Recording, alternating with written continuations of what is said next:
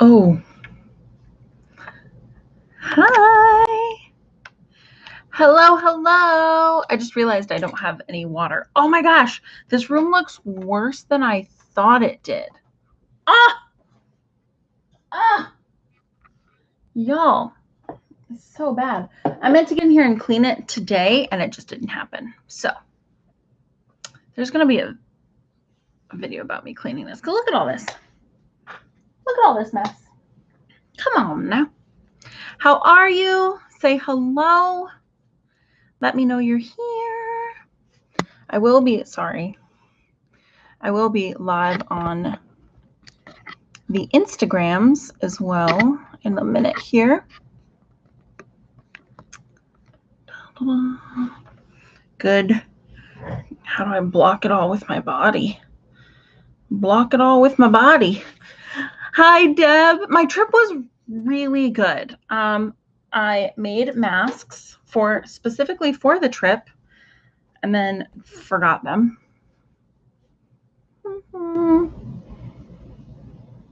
So annoying. Yeah, but it was really good. It was weird to travel. I haven't worn a mask for that long because I don't do anything. So it was very strange, but the class was so much fun. So much fun. Hello, Jean. I'm doing well. How are you doing? How are y'all doing? Thank you. Isn't that cute fabric? Get it right in the camera. This is Amanda Murphy,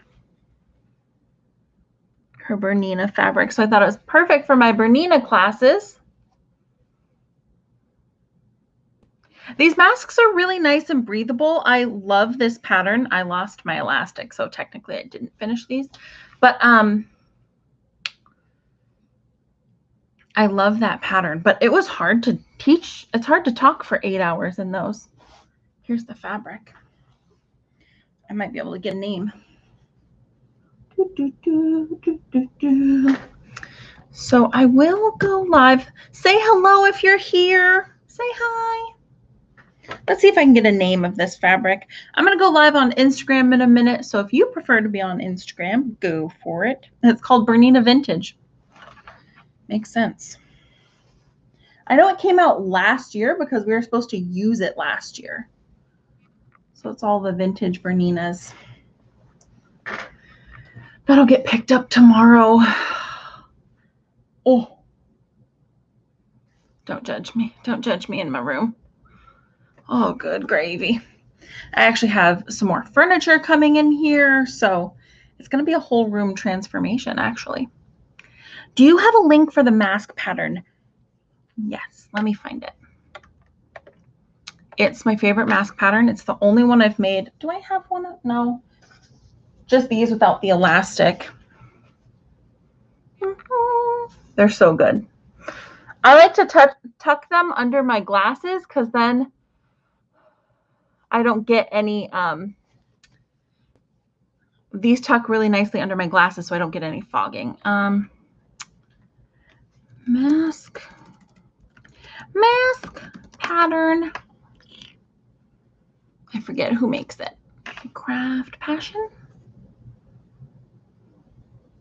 Craft Passion. Okay. You can make them with for filters in there. I remember when that was all the rage at one point. So I always made them like that. Now I just make them, they're double lined. I put batik. I mean, they're lined.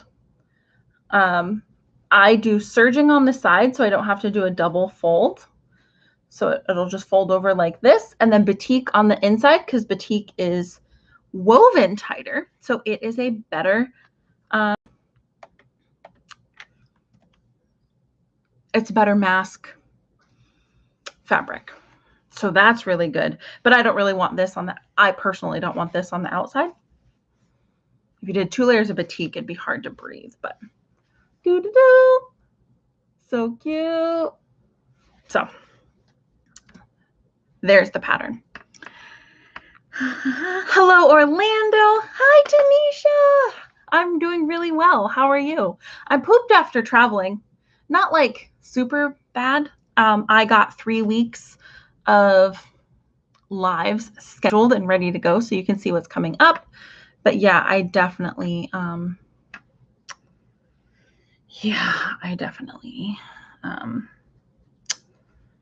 was ready to just sit on the couch and do work like that today. Definitely not ready to tackle this sewing room that needs tackled. See a new cork board, there's new furniture. So yeah, Diana, so if you want to get into thank you for saying so. Diana's talking about the class that I had to reschedule because life right now. So Monday, we have a garment class, an evening garment class. Now, it is late. That's because I was trying to make space for people on every coast across the world. Yeah. So Dee is here. Hey, Dee. I'm going to go. What time is it? 8:06. Let's do this. Let's kick it into gear. Hello, Sheena. How are you? Yeah, say hi when you get here. Say hi even if you're watching it later in replay. I'm going to turn on Instagram as well, so choose where you'd like to watch. Let's give this a second. Am I live?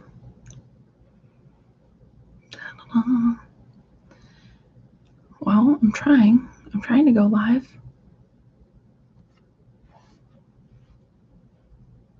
Hello, Teresa. Hello, hello. I don't really know what it's doing in this moment, but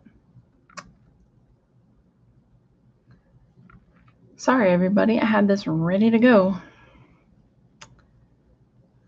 Hooping. Sorry about the bouncing. Sorry about the bouncing.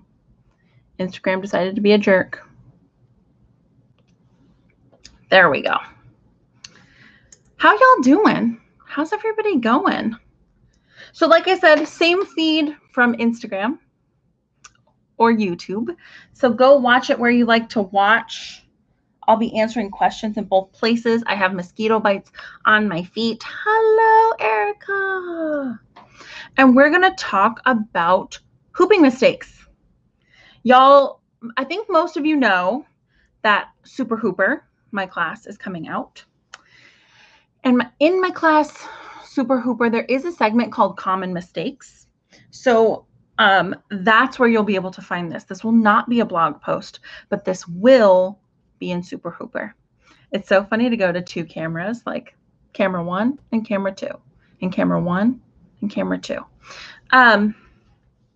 But that's where the common hooping mistakes, there's actually a whole segment, so there will be more information on each one of these items. But let's talk about the 3 biggest hooping mistakes, shall we? I'm trying to get in a good spot for both of these videos. Dun, dun, dun. All right. And of course, as always, if you have questions about any kind of embroidery, get them in the comments as I talk. Don't worry about waiting. Hello, everybody on Instagram. Hello, hello. We're talking hooping mistakes. Let me know if you have any questions. I wrote down notes. So organized. So organized. Diana said, I made a new case for my scissors. It was all done in the hoop. Excuse me.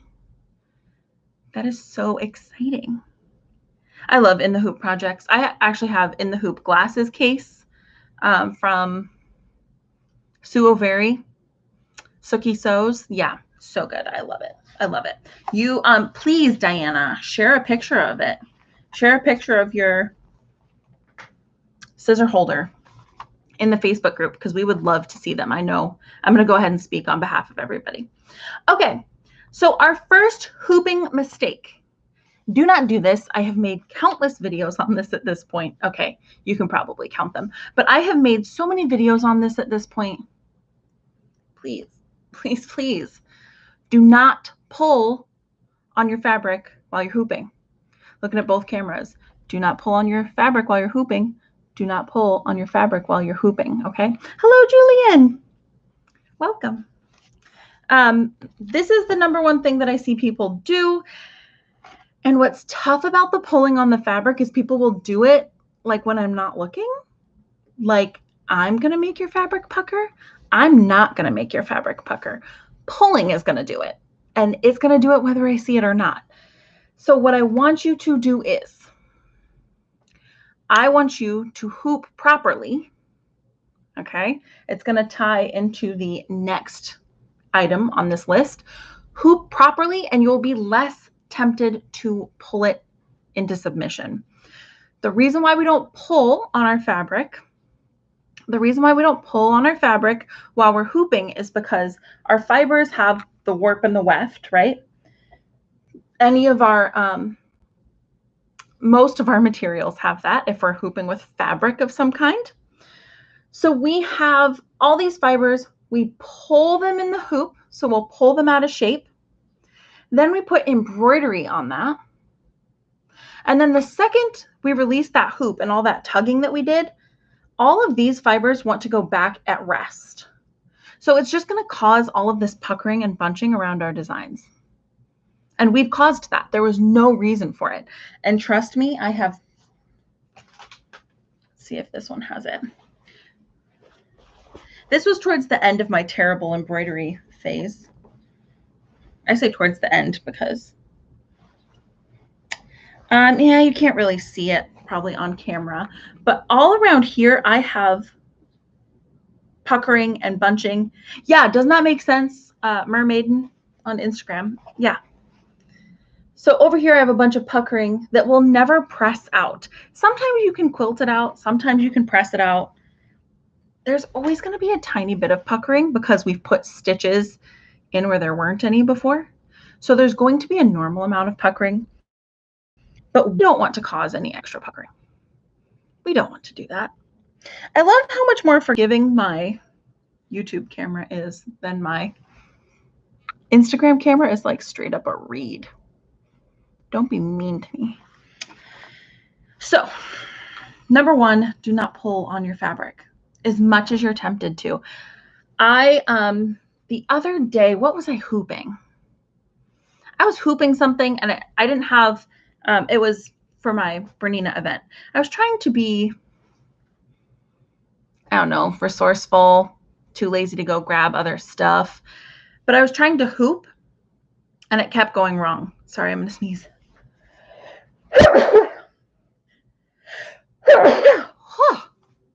My allergies are so bad. So I kept trying to hoop and it was going wrong. And I didn't pull. I really even was tempted to. I just kept re-hooping. And that's what I want you to do. I want you to keep re-hooping if you are at all, if you feel like your hooping's going wrong. Yeah. Hi to everybody who joined on Instagram. I'm on YouTube as well. So decide where you'd like to join for this. It will be saved in both places. So there's that. So there's always that. So yeah, please don't pull on your fabric. It's the number one thing. If there is one thing that you take from Tough Kitten Crafts, hello, hi Nosos. If there's one thing you take from Tough Kitten Crafts, let it be that you don't tug on your fabric when you hoop. I'd be happy with that. I would be happy with it because I think a lot of people, no, I don't think, I know a lot of people teach you to do this. There's only one person who I've ever seen teach to pull on fabric that I trust their opinion so much that I'm like, what's going on here? Like I need to look more into the technique they were using because it was on a very specific type of fabric and things like that. So don't pull on your fabric. Hooping a onesie. Becky, would you like to know how to hoop a onesie? We can definitely talk about that. We can definitely talk about that. I'm guessing you don't mean should I pull on it when I hoop a onesie? Yeah, no. I'm going to go ahead and say as a blanket statement right now, never pull on your fabric. It's something I could amend at another time because like I said, I think there might be a specialty application for it, but don't do it. Please don't do it. Please don't do it. Certainly not for your quilt blocks or your sweaters or your t-shirts. Hey, Helen, how you doing? That's okay. It's fine that you're a little late. We're good. So for anybody who, like Helen, just joined, we're going over the 3 biggest hooping mistakes that you got to stop making right now. We only went over number 1, which is don't pull on your fabric. Don't pull on your fabric. Please don't pull on your fabric. Please don't pull on your fabric. So what ties into that? Okay. Yes, Becky, I will go over that. What ties into that is my number 2 tip, which is hoop your fabric correctly. The biggest hooping mistake I see from people is that they will, maybe I should grab a visual aid for this.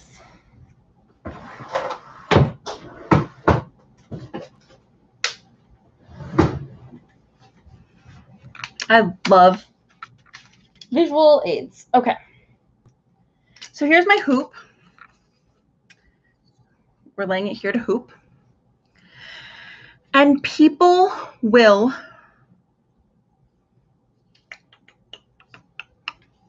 this will be our fabric. People lay their fabric on top and then put their hoop on top, their inner hoop on top of that, and push everything down. Okay, so they are basically making like a sandwich. And having their fabric on top, I guess we might be able to use this just fine. All right, Francie Joe, I'll catch you later. I hope you feel, Francie Joe's headed back after her second COVID shot, so I hope you feel real good after it. I got very tired after mine, very, very tired after mine. So people will put down their outer hoop, lay fabric and stabilizer on top, and then lay inner hoop on top and push them together. Obviously not like this, but on a table. That is going to really give you a lot of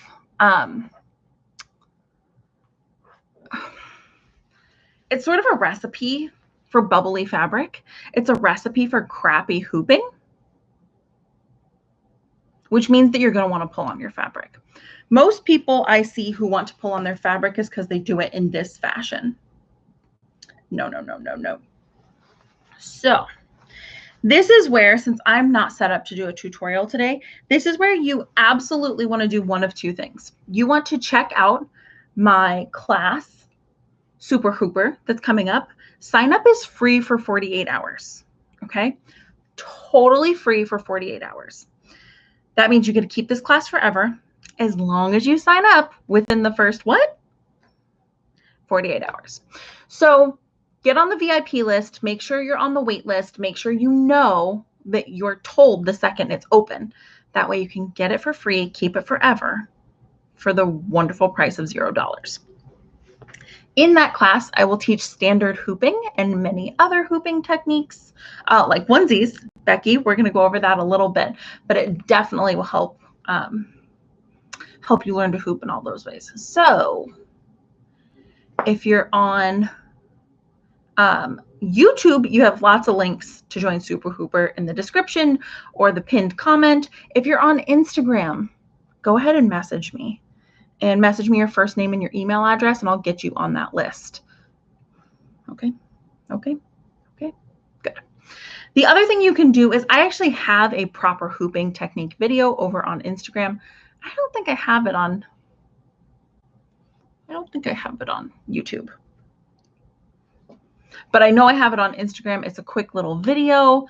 I've put it in the Facebook group. It's on my blog a couple places. So go find that video. It will show you how we actually take our fabric and our stabilizer over here, put the inner hoop to it, and then take everything over to the hoop. And that technique alone will eliminate a lot of your puckers, which means you won't want to pull on your fabric. Okay? Okay? Yes. Yes. I have my fidget toys. My fidget toys, as always. So before I dive into number 3, let's talk about hooping a onesie, because that,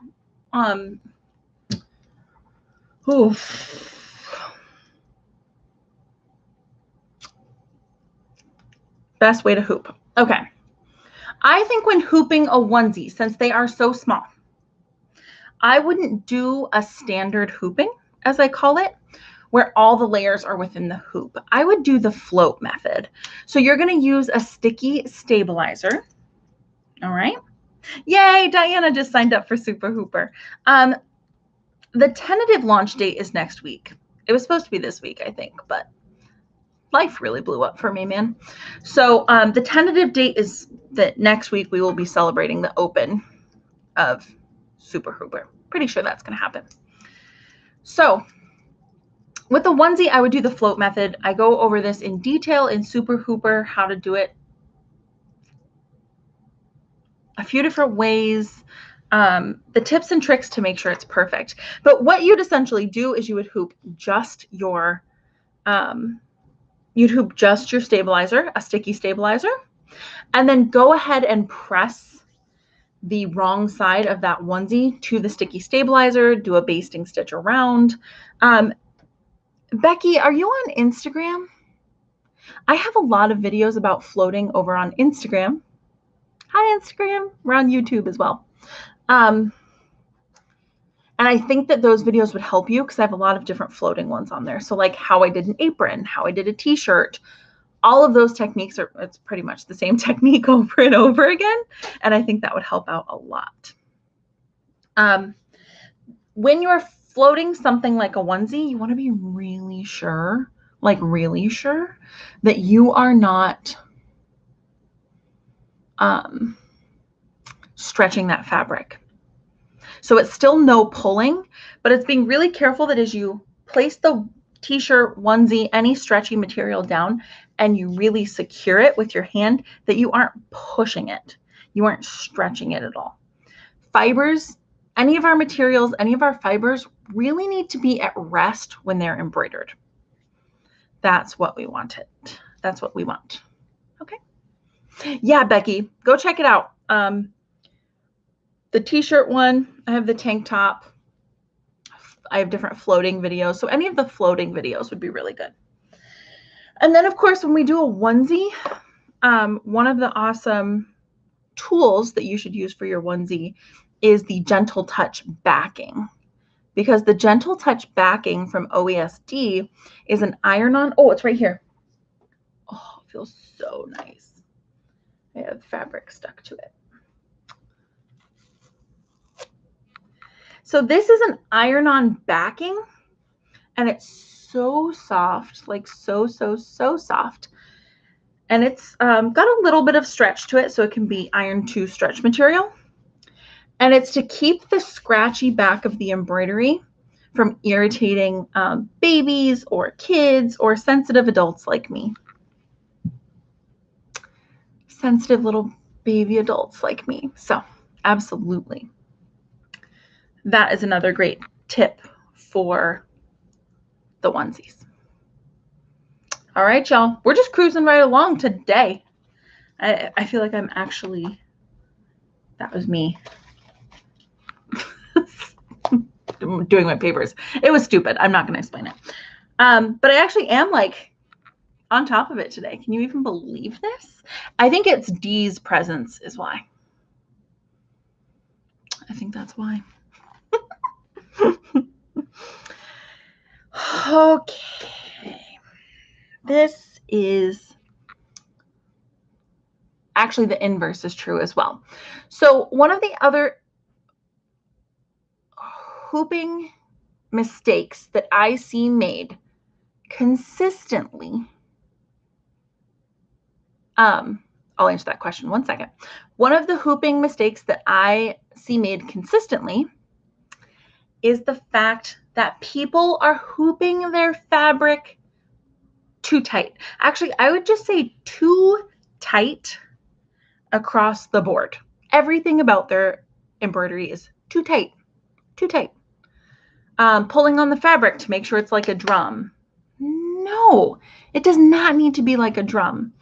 Hooping turning either your ratchet closer or your screw on your hoop too tight. It does not need to be like, if there's an earthquake, it will stay hooped. Okay, it really doesn't. the inverse side, people who will hoop their embroidery and it's like sagging down. No, no, no, no, no, no. One of the biggest hooping mistakes you can make is making that hooped fabric too tight or too loose. We are going full Goldilocks mode right here, okay? Full Goldilocks mode. We want it to be just right. It should be taut, so there isn't a ton of slack in it. When you look at it with your, like visually, right, naked eye. Hi, Eileen. It's okay that you're late. I'm happy you're here. When you look at it, exactly, we have a 3 bears emoji over here. When you look at it with the naked eye, it looks pretty straight across. It looks like it's nice and tight. But when you touch it, the fabric will move a little bit. Like you could turn it over and you can feel the movement of the fabric in the stabilizer, okay? If you could full on play, you know, if you could take this to regiment and go play like that, yeah, you don't want to do that. Hi, how are you? How you doing? So that's one of these all kind of build in together. Like people pull because they hoop incorrectly, and then they think that it needs to be so super tight. No, no, no, no, no. Then people hear me say, don't pull on it. It doesn't need to be drum tight. So then they hoop it so loose that your fabric is going to move all over the place and shift on you while you embroider. That's one of the number one things that we are trying to ward off is the fabric shifting, moving, doing strange things while we're embroidering. So we need it to be tight, but not so tight that we're creating our own puckers. Okay. We need it to be nice and loose, but not so loose that when you hold up your hoop, you watch your fabric and stabilizer droop. So these are all the things that will be, this is why, segue. Hello, Peg. Oh my gosh, Peggy hasn't been here in so long. This is why Super Hooper became its own course. It was originally going to be part of stabilizer school, but there's too much information. It would make stabilizer school bulky. And I really want my classes to be like, you can knock them out. You can get the information you're looking for quick. You don't feel like you have to trudge through a ton of information per class. Okay. So this is why Super Hooper is going to be a thing, is because there is so, I think the two most important things, without a doubt, the two most important things are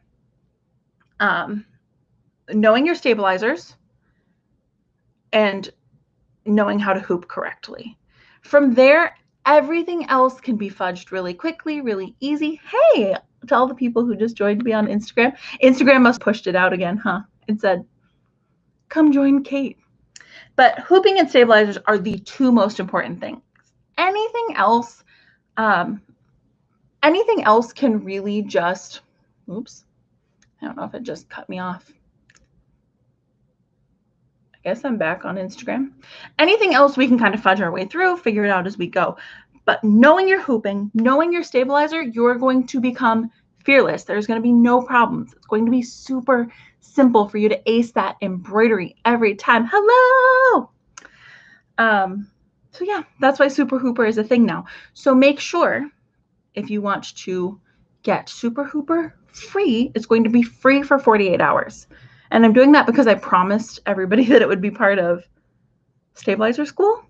And now it's not part of stabilizer school. So it's going to be free for 48 hours. If you, the first 48 hours, sign up in that time, it'll be free for you forever. I want to make sure you have a chance to get it free. And then after that, it's not going to be expensive. 17 bucks, I think. Something like that. At the absolute most, it'll be 17 bucks. So that's it. We had another question about the onesies. Okay. So the question was, would you recommend washing the shirt or onesie before adding the backing? No. We're talking about the Gentle Touch backing that is for the back of t-shirts, anything knit, right? But having said that, I would recommend washing your t-shirt or onesie before you embroider it, especially if it's a gift for somebody else. Oh, thanks.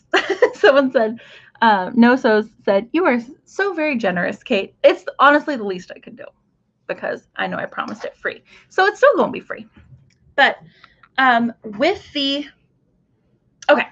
if you are embroidering on ready to wear, I have a class on embroidering on ready to wear. It is going to be on Monday. And then I have another one on Saturday through Pin, Tuck, and Pearl. If you're embroidering on ready to wear, you want to first wash it. Wash it like you'll wash it in the future. So if it's like a baby onesie, you probably want to, I would go as far as to wash it on like hot and dry on high, right? Because I don't know. I think people use gentle detergents, but anybody I know does not wash baby clothes on gentle. You need those things dry and ready to go.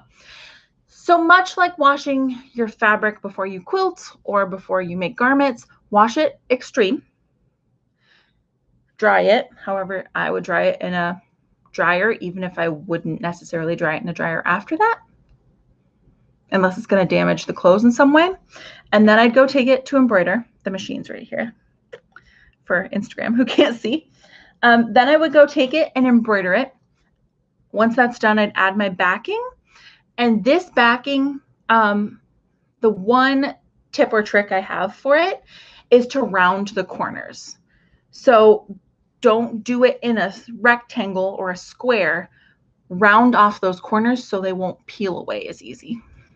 And that's it. Then you're done. And it's real nice. I don't think Gentle Touch comes in black. I think it only comes in white. But I haven't really had any show-through issues. If it's, some shirts like,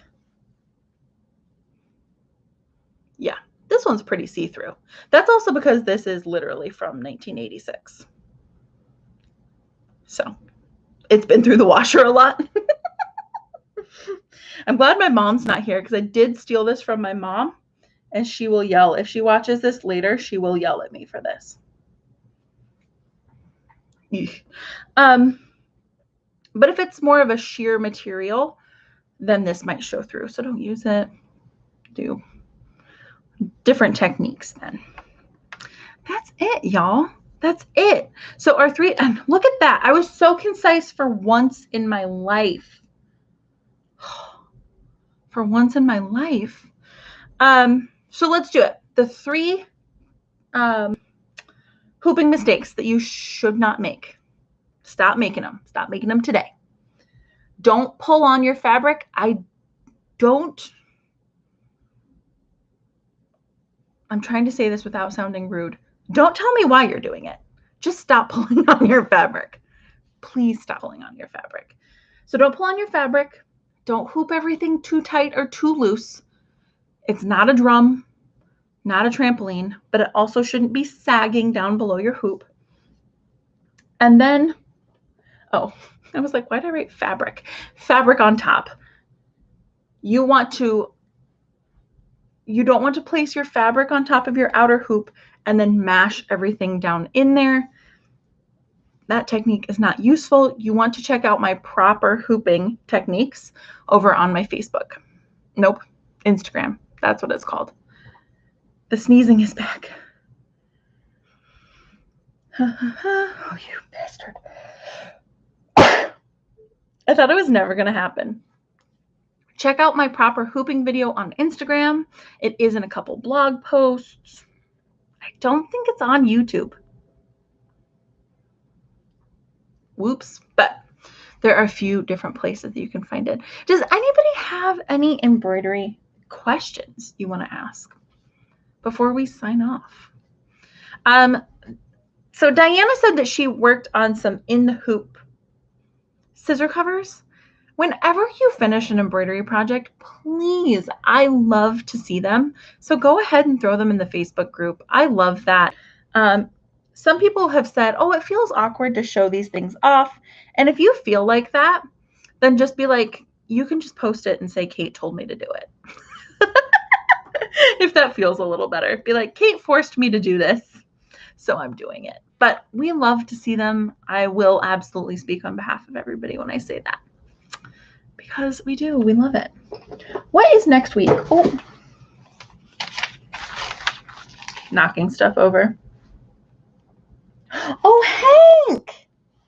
Hi.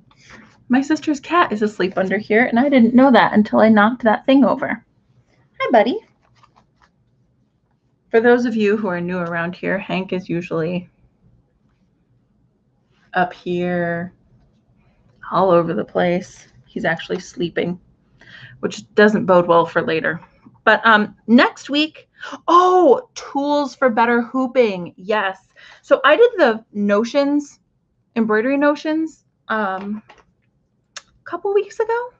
This is going to be specifically for the tools that will help you hoop better. And they range from $2 to a lot more than $2. But we'll be doing that next week. And then the week after that, oh, I'm going to share. Do you like how excited I am? First off, I'm excited that I have this planned out. And second off, I am super excited that we have some fun things coming up. I'm going to share my secret to really hard to hoop items, like how to hoop shoes. And there's a secret to that for really good stuff. They say hi, Hank. They say hi.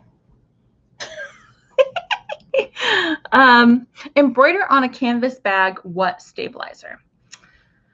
Okay, so I would do a tearaway. No, that's literally not what I would do. I would do a cutaway stabilizer. Now, it does depend on how big that design is, how many stitches are in that design. That's why my go-to for something like that, assuming it's like a medium weight canvas or even a heavyweight canvas, I would go with a cutaway, a medium weight cutaway. And if it's a lot of stitches or really dense stitching, I would go with 2 layers of a medium weight cutaway. Oh, bye, Hank. I pissed him off. Sorry, Hank. So yeah, that's what I would do. That's what I would do.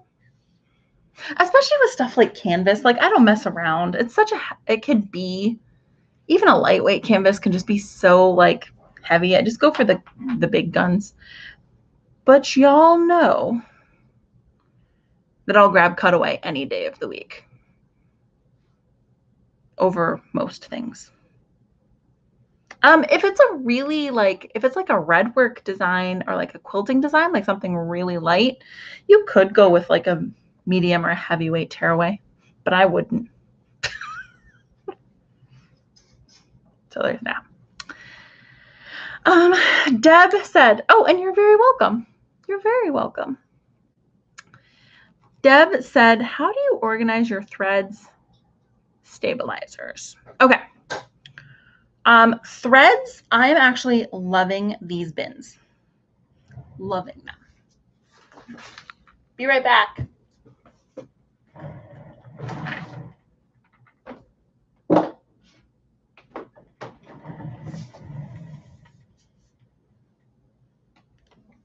Ta-da!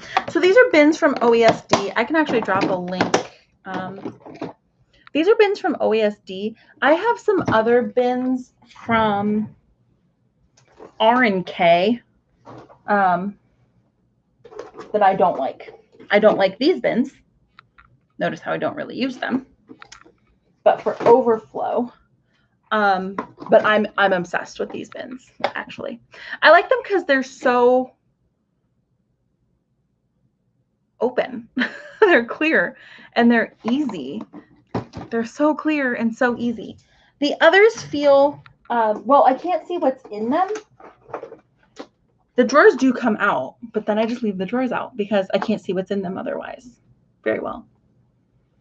So then these drawers get left all over the place like this and collect a bunch of crap. That's really annoying. It's really annoying. So yeah, I like those for my threads. And for my stabilizer, underneath here, I have like a fold top, one of those bins that goes like this. And I just put them all straight up in there. Those are the ones that I use most often.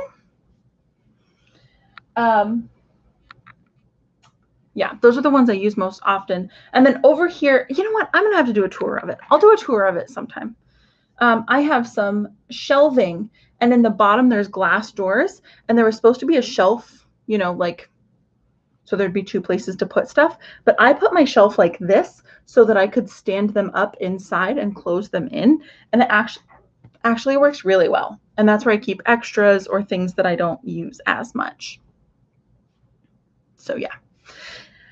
But I need to do a YouTube video on that, right? Like a real one. A real one. I haven't been to stabilizer school yet, but are there any specific advantages to iron-on stabilizer? Hell yes, there are. I love iron-on stabilizer. I also love sticky stabilizer. That will help with your hooping as well. I do talk about this in stabilizer school, so definitely get into stabilizer school. Hello, Kimona. Oh, I'm so happy with all of y'all showing up tonight. I'm so excited. The advantage to an iron-on stabilizer is the reason why we get bubbles between our fabric and our stabilizer is because they work as two independent things. They don't meld together. So when we fuse them and they now work as one piece, it makes our hooping so much better. So much better. And then if you're using like fusible woven, which is like my favorite, it's not really a stabilizer, but it's like my favorite interfacing on the planet.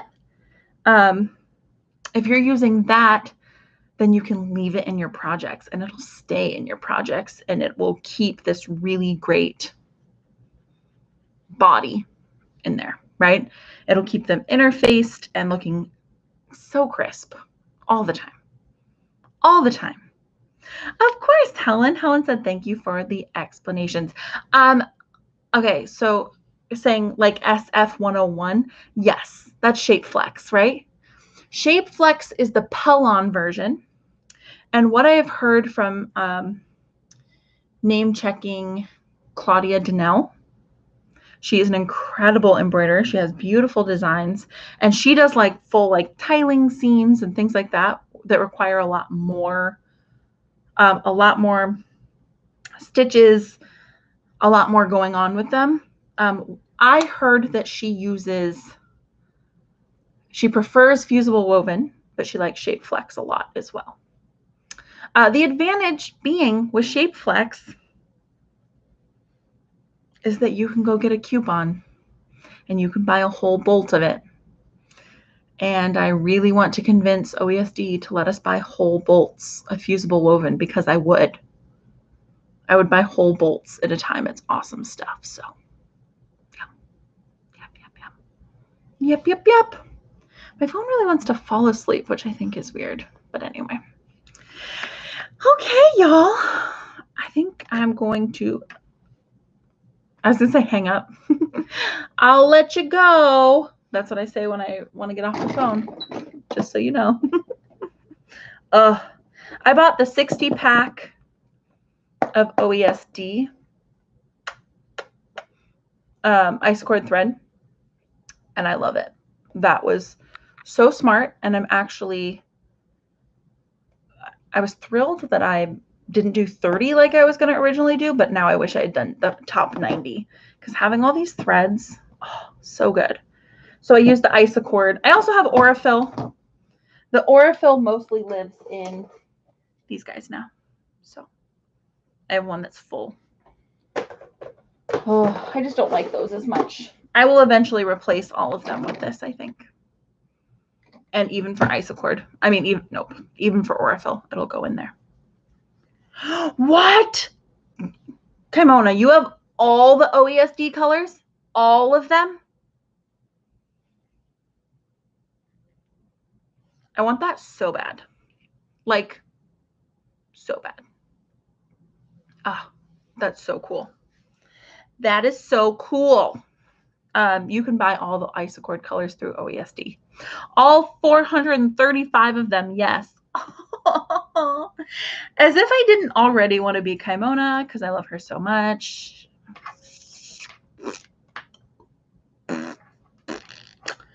Okay. Well, now there's another reason to want to be Kaimona. Y'all, we will be back. Okay, get on the list for Super Hooper so that you get it free for those first 48 hours. Love you so much, Kaimona. I do. Get on the list for Super Hooper so that you get it free for those first 48 hours only. I will be back here next week and we'll be talking about hooping tools. Okay? Hooping tools to make your hooping perfect. And I'm going to continue. I have a whole slew of lives to get in there, so I'm going to continue to do that. We have 2 more big announcements on the horizon, and I'm really excited. Oh, and there's still time to get on the garment class, to get in on that garment class. So go to the classes tab in Tough Kitten Crafts and join us there. That'll be Monday. 'Twill be Monday. So I'm excited about that. All right, everybody. I'll see you next week. Bye, bye, bye. I have to end one at a time, so it's a little awkward.